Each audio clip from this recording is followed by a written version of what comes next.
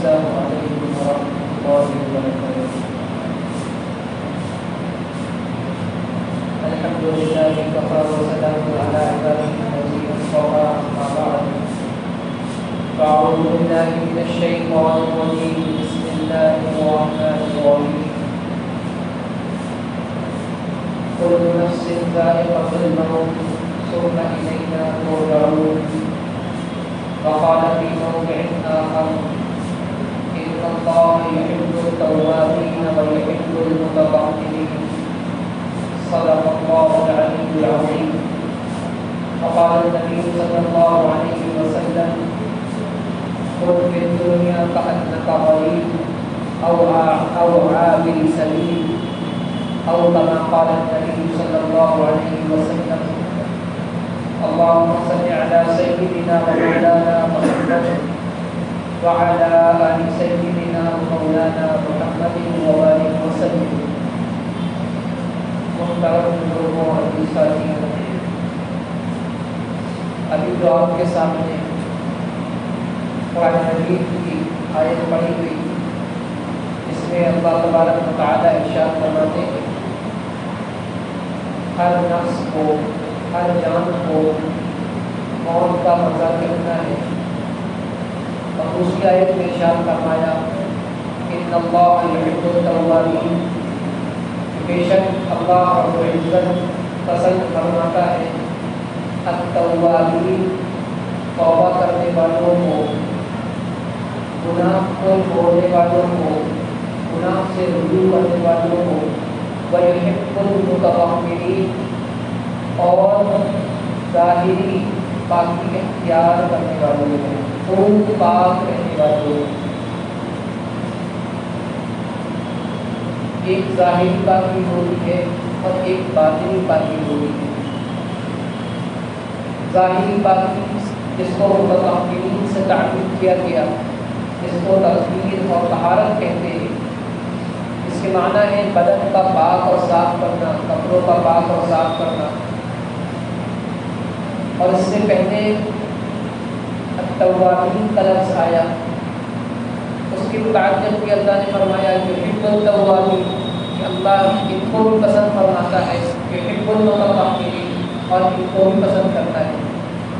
تواب باطنی پاکی ہے، روحانی پاکی کا نام ہے، متطہرین ظاہری پاکی کا نام ہے۔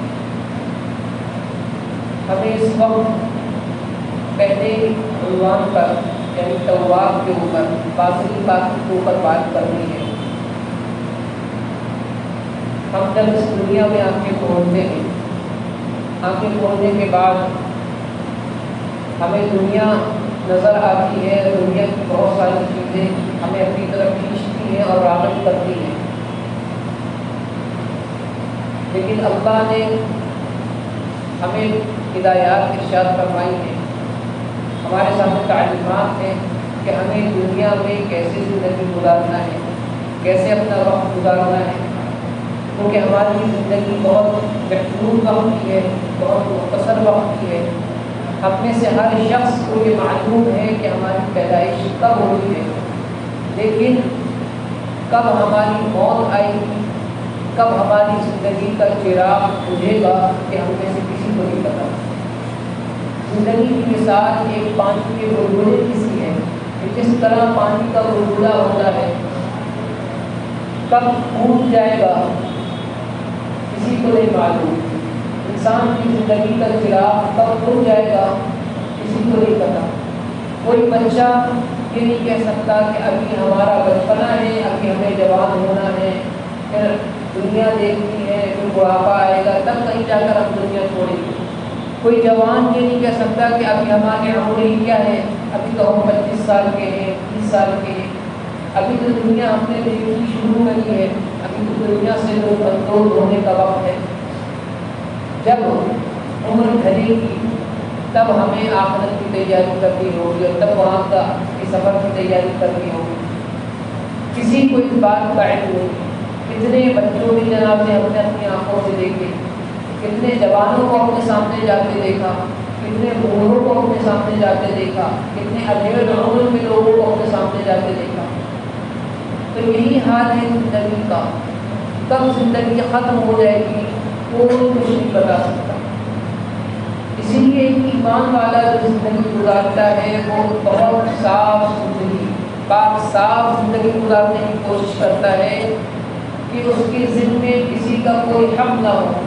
اگر کسی وقت اس کا بلاوا آ جائے، جس وقت بھی اس کا بلاوا آئے وہ جانے کے لیے تیار بیٹھا ہو۔ ایسی صاف ستھری زندگی، ایسی صاف سیرت زندگی، ایسی پاکیزہ سیرت زندگی اور ایسا صاف ستھرا ہر وقت نام اعمال ہوتا ہے ایمان والے کا کہ اس کو موت آنے پر گھبراہٹ نہیں ہوتی، واپسی کے نام پہ گھبراہٹ نہیں ہوتی، بلکہ اس کو خوشی ہوتی ہے کہ آج ہم دنیا کے جھنجھٹوں سے، دنیا کی تکلیفوں سے ہمیں آج چھٹکارا ملا، آج ہم دنیا سے دور ہوئے اور ہمیشہ ہمیش کے آرام پہ چلے گئے، ہمیشہ ہمیش کی کامیابی میں چلے گئے۔ لیکن یہ جب ہی ہوتا ہے کہ جب ہماری زندگی صاف ستھری گزر رہی ہو، نام اعمال صاف ستھرا ہو، ہمارا اس میں کوئی گناہ نہ ہو، کسی کا کوئی حق نہ ہو، ہمارے گردن پر کوئی بوجھ نہ ہو۔ اس کے لیے کہ ہماری زندگی صاف ستھری ہو جائے، پاکیزہ ہو جائے، نام اعمال بالکل کلیئر ہو جائے، اس میں کسی قسم کا کوئی داغ اور کوئی دھبا نہ ہو، کوئی کمی نہ ہو، کسی کی حق تلفی نہ لکھی ہو، کسی کی قرض کا بوجھ نہ ہو۔ اس کے لیے ہمیں 3 کام کرنے کی ضرورت ہے۔ پہلا کام ہے اپنے گناہوں کو چھوڑنا، گناہوں سے توبہ کرنا، کہ ہم اللہ سے اپنے گناہوں کی توبہ کریں اور کرتے رہیں۔ ابھی تک جو ہم سے گناہ ہوتے رہے، جو غلطیاں ہوتی رہی، جو خامیاں ہوتی رہیں، اس کے لیے اللہ سے توبہ کریں اور اس توبہ کو برقرار رکھیں۔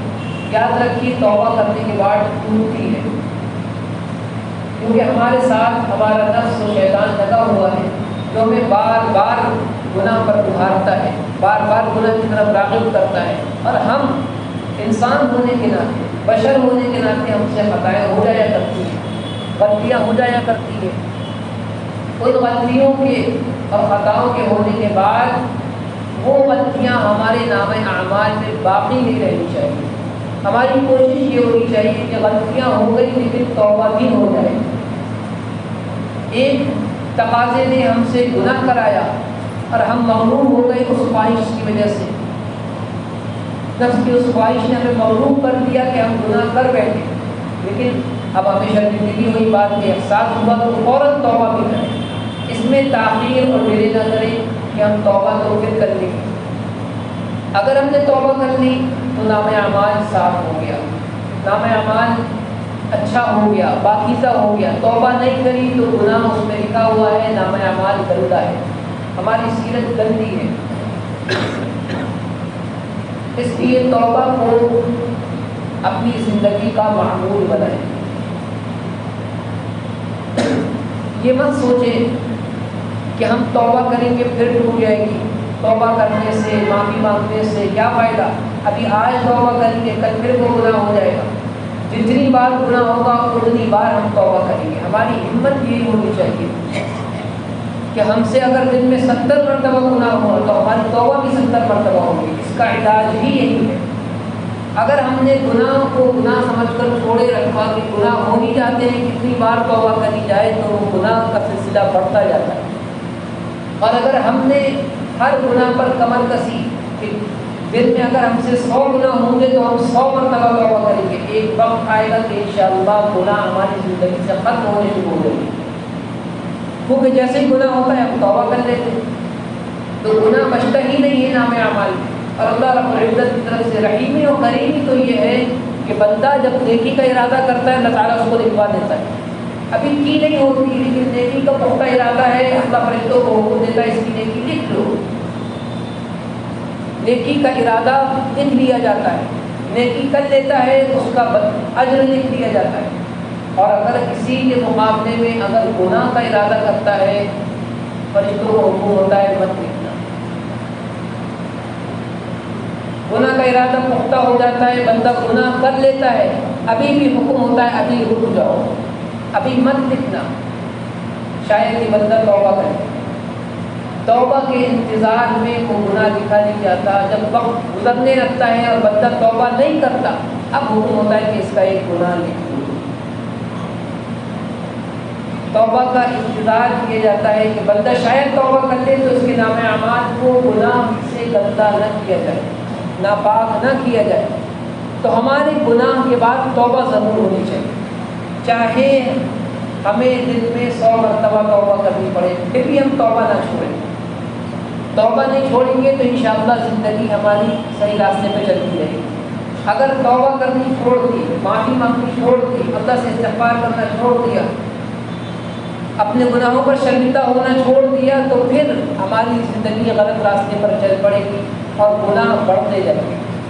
سب سے پہلا کام ہمیں اپنے آپ کو پاک کرنے کے لیے توبہ کرنی ہے، گناہوں سے معافی مانگتے رہنا ہے روزانہ. ہم چاہیں تو دن میں ایک وقت مقرر کر لیں کہ ہم روزانہ رات میں سونے سے پہلے کم از کم 2 رکعت صلاۃ التوبہ پڑھیں گے.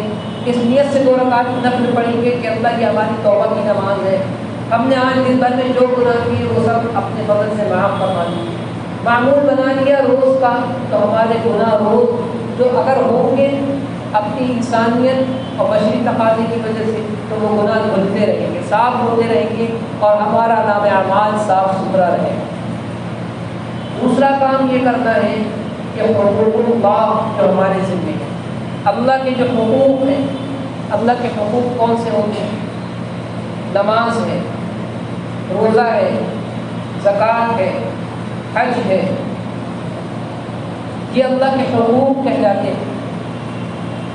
جو فرض نمازیں ہیں ان کو ادا کرنا ہے، جو نمازیں قضا ہو چکی ہم ادا نہیں کر سکے ان کے ادا کرنے کی ترتیب بنانی ہے.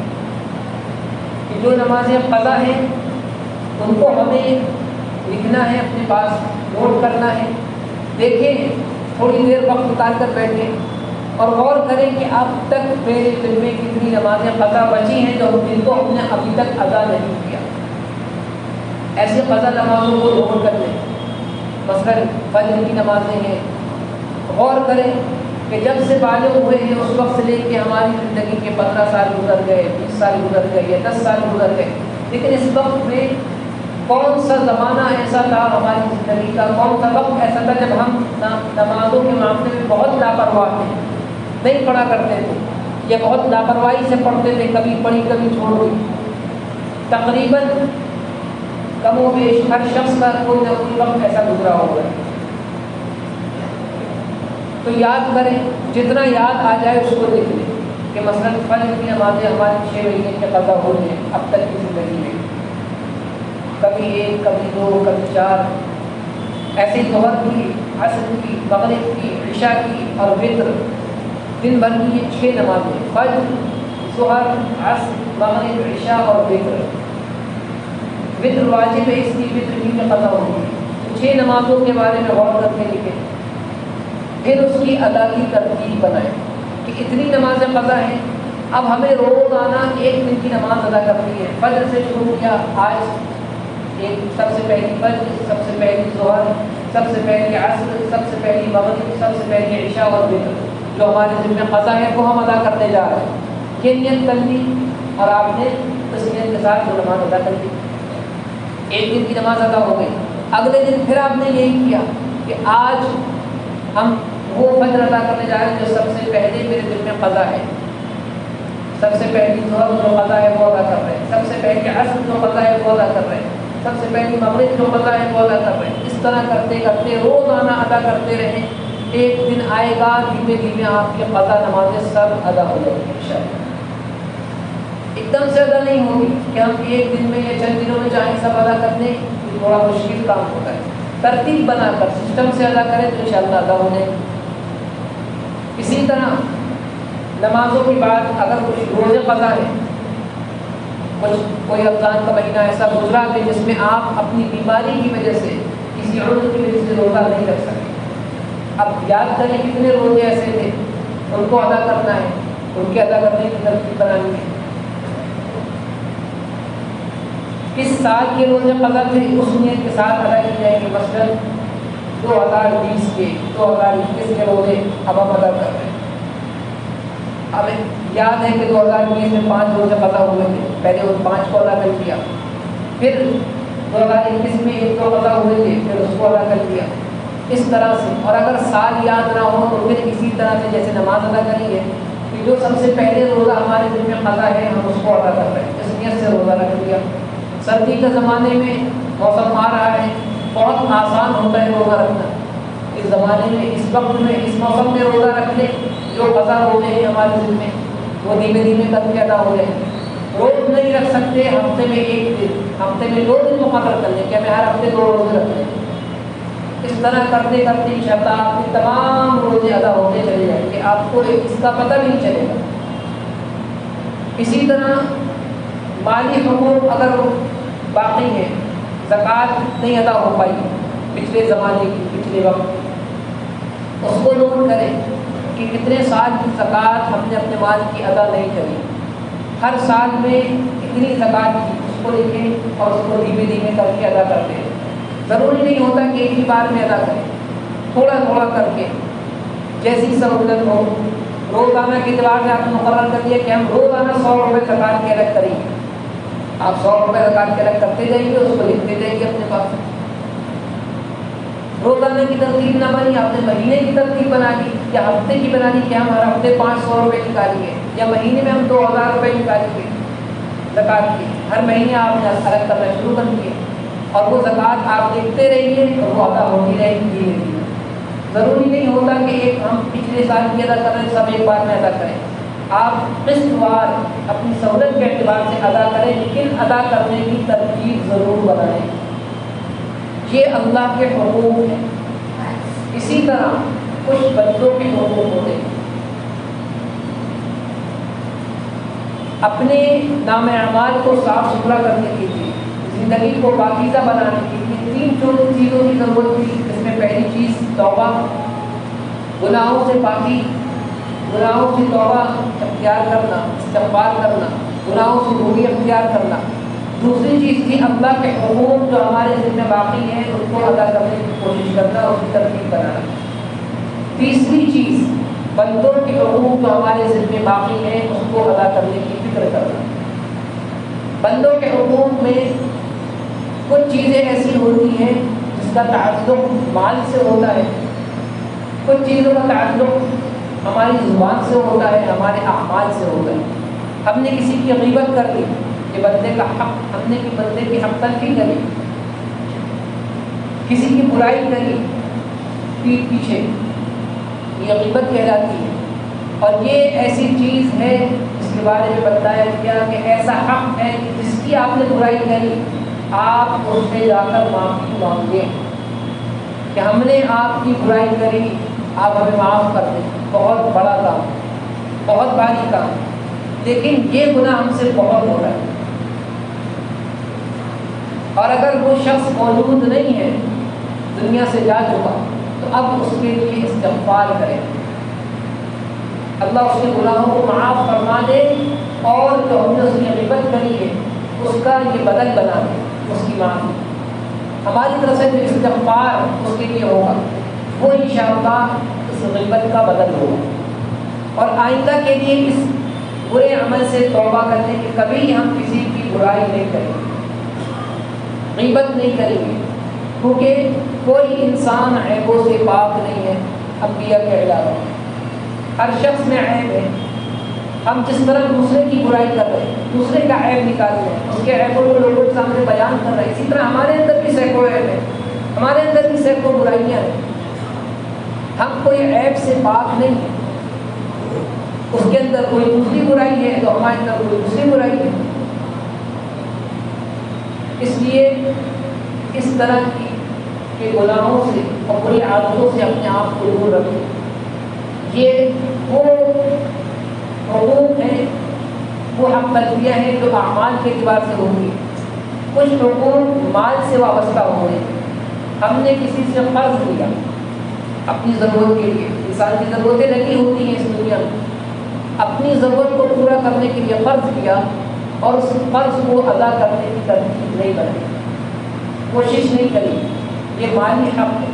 اور یہ ایسا حق ہے کہ جب تک ادا نہ کیا جائے ادا نہیں ہوتا، اللہ بھی اس حق کو معاف نہیں کرتا۔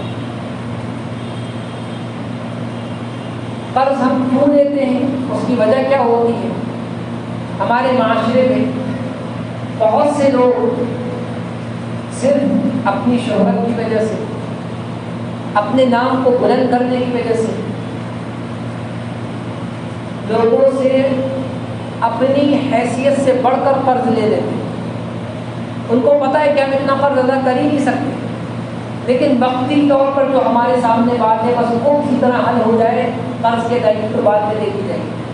شادی کا موقع ہے، پتہ ہے ہماری آمدنی اتنی نہیں ہے کہ ہم اتنا لمبا قرض اتار سکیں کسی کا، لیکن اپنی بچیوں کی، اپنے بچوں کی شادی کو خوب دھوم دھام سے کرنے کے لیے، شہرت کے لیے، اپنی اسٹینڈرڈ کو بڑھانے کے لیے،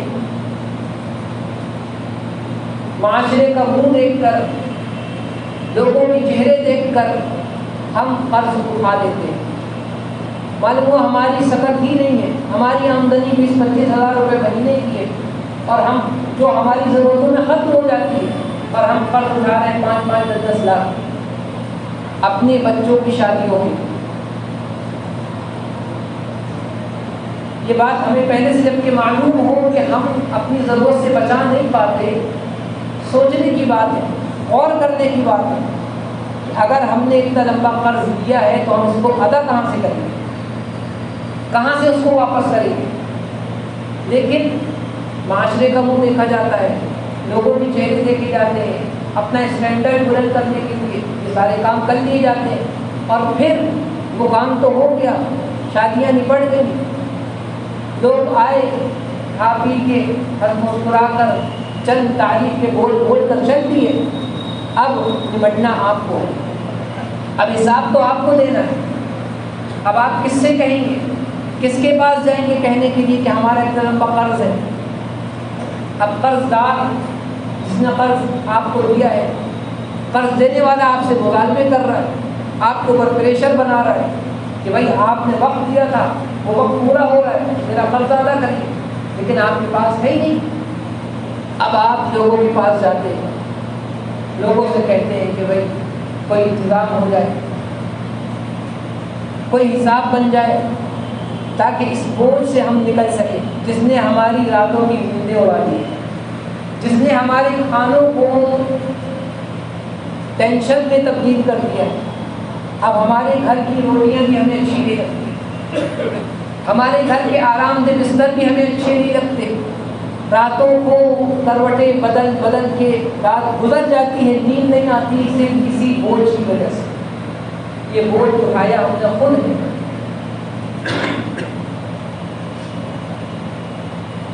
ہم نے کیوں اتنا بڑا خواب دیکھا؟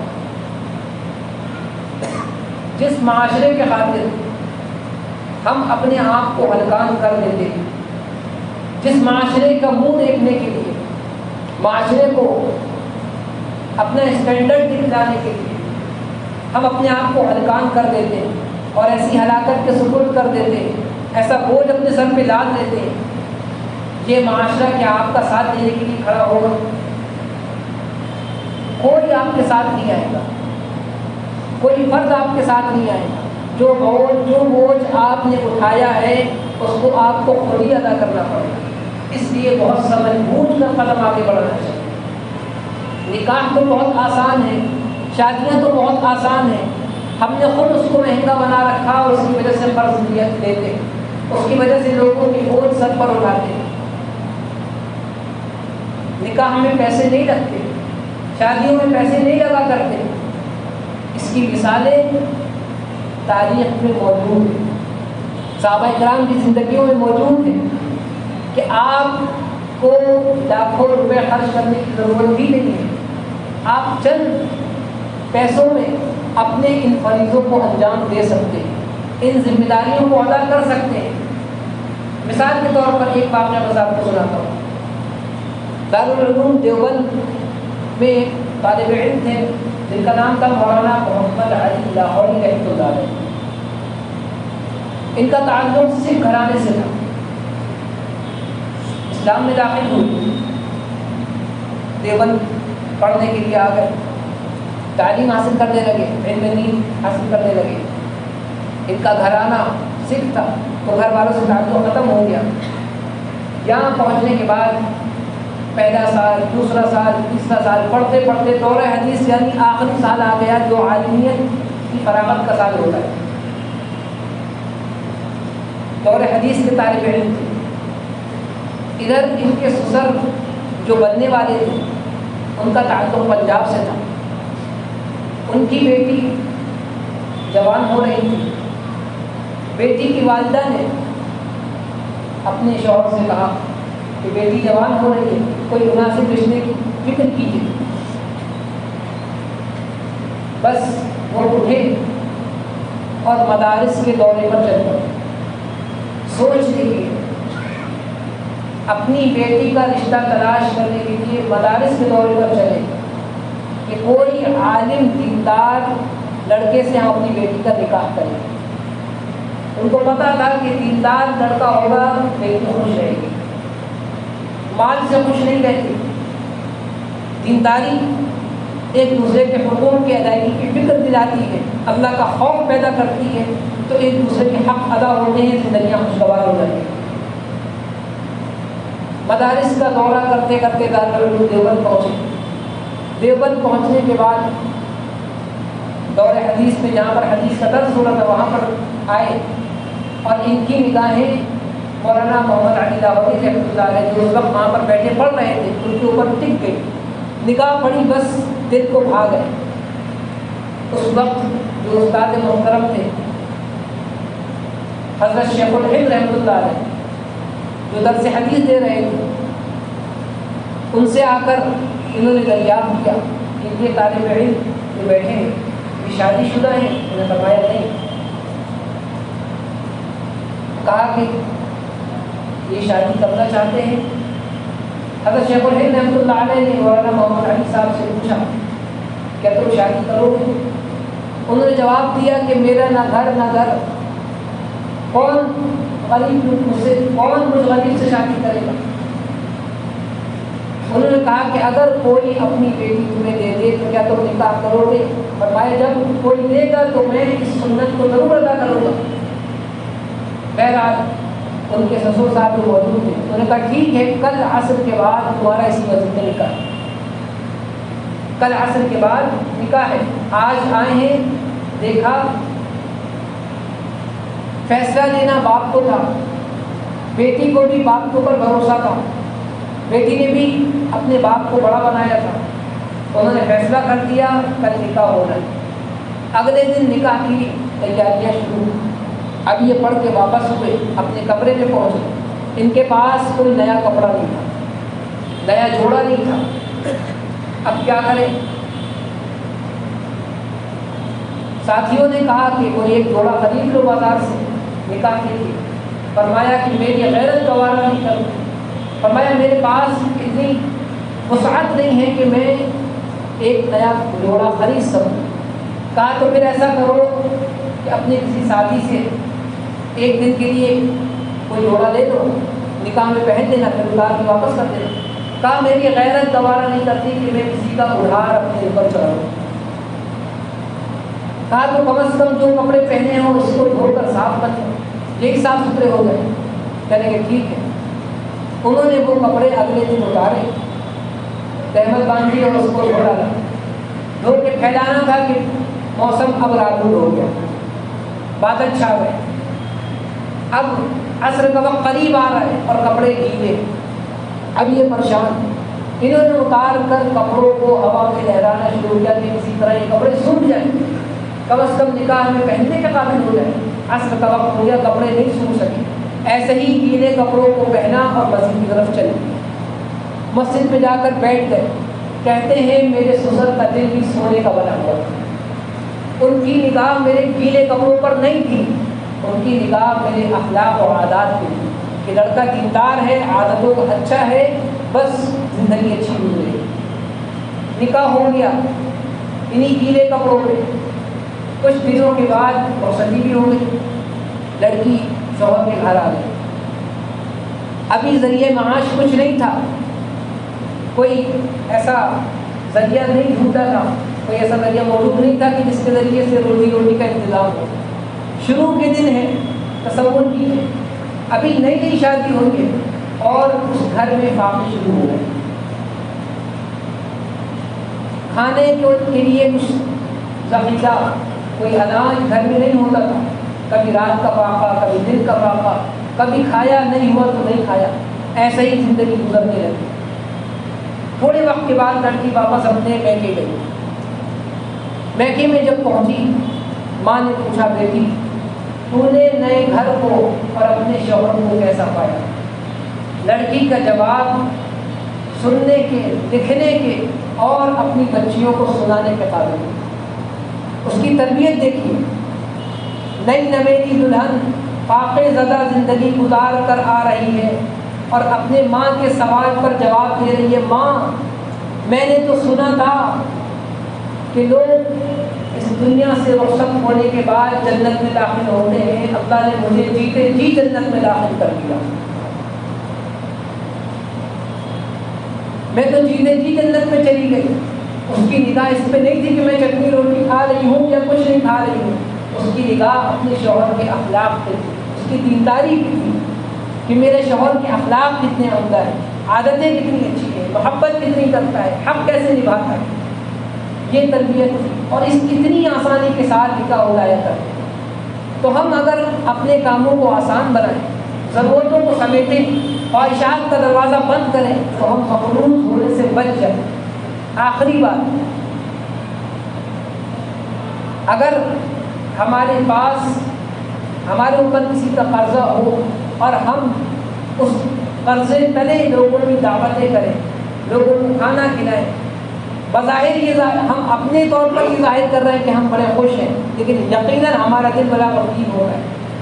دل پہ ایک بوجھ ہوتا ہے کہ ہم کھلا تو رہے ہیں لوگوں کو، لوگ کھا پی کے چلے تو جائیں گے، لیکن اس کا بوجھ تو ہمارے اوپر لگ جائے گا۔ ایسے حالات میں ہمارے بزرگوں کا ایک مقولہ یاد آتا ہے، اگر کوئی شخص مقروض ہونے کی حالت میں دعوت کرتا تھا تو ان کی دعوتوں کو قبول نہیں کرتے تھے۔ کہتے تھے کہ اگر اس کے پاس اتنے پیسے ہیں کہ وہ دعوت کر سکتا ہے، کھلا سکتا ہے، تو پھر یہ قرضہ کیوں نہیں ادا کرتا؟